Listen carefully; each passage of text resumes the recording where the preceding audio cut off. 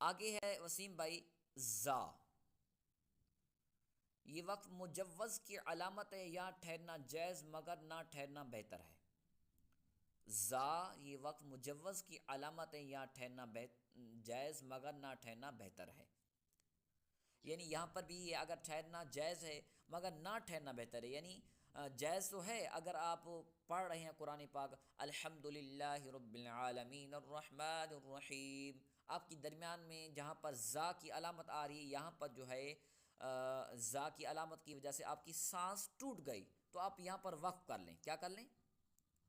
وقف کر لیں۔ اگر آپ کی سانس جاری ہے، آپ کی سانس بڑی ہے یا ویسے جاری ہے، آپ 3 آیتیں پڑھ سکتے ہیں، اس سے آگے پڑھ سکتے ہیں، تو بہتر یہ ہے کہ آپ زا کی وقف مجوز کی علامت پر آپ نہیں ٹھہریں، یہ بہتر ہے۔ جی آگے صاد، یہ وقف